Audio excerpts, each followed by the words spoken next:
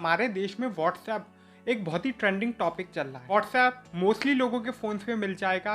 आखिर व्हाट्सएप इस वक्त ट्रेंडिंग पे क्यों चल रहा है और जो चैट लीक्स हुई हैं वो किस बारे में है। व्हाट्सएप एक प्राइवेसी पॉलिसी लेके आता है जिसके बाद ऐसे इवेंट्स कॉन्जिक्यूटिवली होते जाते हैं जिसकी वजह से व्हाट्सएप आज की डेट में ट्रेंडिंग चल रहा है या फिर कंट्रोवर्सी में घिरा हुआ है। कोई भी ऐप डाउनलोड करते हैं या फिर कोई भी ऐप ओपन करते हैं या उसमें आप साइन इन करते हैं या लॉग इन करते हैं तो फिर आप देखते हैं वो एक एग्रीमेंट आता है, एक्सेप्ट या डिक्लाइन।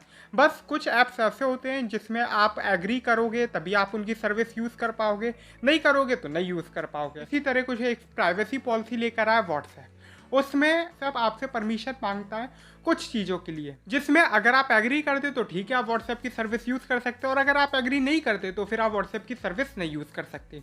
इसकी जो डेडलाइन थी वो कुछ 8 फरवरी थी 2021 तक, लेकिन उसके बाद जो था गवर्नमेंट या फिर इतनी कंट्रोवर्सी या इसको इतना ट्रोल किया गया कि जो अब डेडलाइन है वो मई 2021 तक शिफ्ट कर दी गई है। और उस एग्रीमेंट में ये कहा है कि जो व्हाट्सएप है वो अपना जो डाटा है, मतलब ये जितना भी डाटा ये अब स्टोर करेगा वो फेसबुक या फेसबुक की जितनी भी कंपनीज है उनके साथ शेयर कर सकता है। फेसबुक, इंस्टाग्राम, मैसेंजर या फिर कोई भी और कंपनी हो जो कि फेसबुक की सब्सिडरी कंपनी हो। व्हाट्सएप फेसबुक का प्रोडक्ट कभी नहीं था। जब खरीदने से पहले व्हाट्सएप यही कहता था कि वो अपने यूजर्स का डाटा किसी के साथ शेयर नहीं करता। जब खरीदा था उसके बाद फेसबुक ने भी यही कहा था कि हम व्हाट्सएप का डाटा बिल्कुल शेयर नहीं करेंगे, लेकिन इनकी पॉलिसी अब ये डायरेक्ट करती है कि 95% डाटा तो शेयर नहीं करेंगे, हाँ थोड़ा बहुत 5% शेयर करेंगे, वो भी मार्केटिंग पर्पस के लिए। 2014 के आसपास जब व्हाट्सएप को खरीदा था तो अब आप ये सोचिए कोई भी बंदा किसी प्रोडक्ट पे पैसे लगाए, उसे खरीदे, तो वो अपना फ़ायदा नहीं सोचेगा क्या? व्हाट्सएप के बारे में शायद से आप लोग ये जानते ही होंगे कि व्हाट्सएप एक इनक्रिप्टेड सर्विस देता है। इनक्रिप्टेड मतलब जो मैसेज भेजता है और जिसके पास मैसेज पहुंचता है, जो मैसेज भेजेगा वो एक मैसेज टाइप करता है जो एक कोड में कन्वर्ट हो जाता है और फिर वो कोड जाके रिसीवर के ही अकाउंट पे खुलता है, जिसकी वजह से कोई भी उसको क्रैक नहीं कर सकता। लेकिन अगर आप डाटा सेवर मोड अपना ऑन रखते हो तो फिर आपका कोड कोई भी पढ़ सकता है। अब जो नई एग्रीमेंट पॉलिसी आई है उसमें अब ये मांग क्या क्या रहा है, उनका सिम का, network operator, location, region, pictures, gallery, status, name, bank, ये सारी चीज़ें जो है, ये सारी चीज़ें आपका व्हाट्सएप आपका डाटा सेव करेगा या हम का आपका डाटा स्टोर करेगा।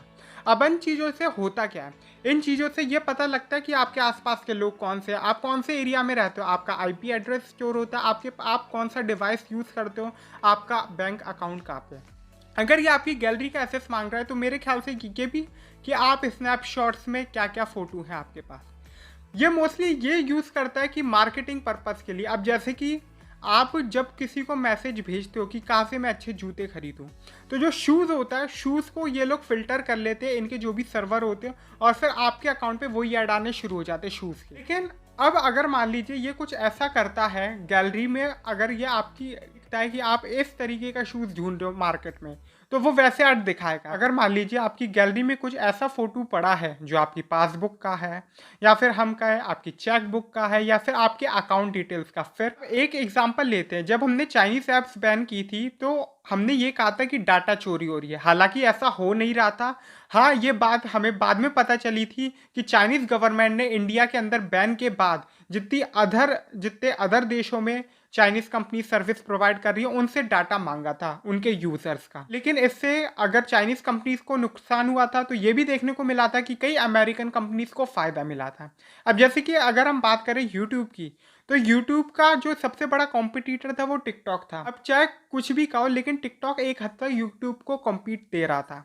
लेकिन अगर आपने टिकटॉक को बैन कर दिया, ऐसे आप हर फील्ड में देखिए, हर फील्ड में एक एक चाइनीज़ ऐप था जो अमेरिकन कंपनी को कम्पीट कर रहा था। आपने चाइनीज़ कंपनीज बैन कर दी जिसकी वजह से जो अमेरिकन कंपनी थी वो खुलेआम फैल गई हमारे इंडियन मार्केट में, जिससे हमारी जो इंडियन कंपनीज थी वो शायद से इन दोनों के कंपटीशन में ग्रोथ करने की कोशिश कर रही थी, वो शायद से अब अमेरिकन कंपनीज की मोनोपोली में फंस गई हैं। अब व्हाट्सएप की जो सर्विसेज फेसबुक ग्रुप के में होने के बावजूद कैसे अलग थी, क्योंकि फेसबुक ग्रुप की जितनी भी बाकी सर्विसेज थी वो इनक्रिप्टेड नहीं थी। मतलब फेसबुक या इंस्टाग्राम पे या फिर मैसेंजर पे अगर आप किसी को भी मैसेज भेजते हो तो वो इनक्रिप्टेड फॉर्म नहीं होती है, मतलब थर्ड पार्टी भी आपका पढ़ सकती है।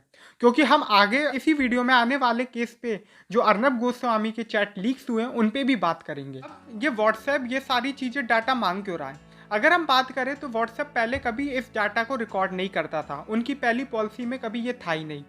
ये डाटा जब रिकॉर्ड करता ही नहीं था तो जब भी गवर्नमेंट मांगती थी कि हमें डाटा चाहिए, कोई भी गवर्नमेंट किसी भी देश की, तो फिर वो कह देते थे कि हमारे पास जब डाटा है ही नहीं, हम जब डाटा स्टोर करते ही नहीं तो हम आपको देंगे क्या। लेकिन इस वक्त ये हुआ है कि क्योंकि ये जब खुलेआम बोल ले कि हम आपका डाटा लेंगे, तो इस वजह से कहने को तो गवर्नमेंट को एक्शन लेना चाहिए इन लोगों के खिलाफ, लेकिन गवर्नमेंट का एडवांटेज है।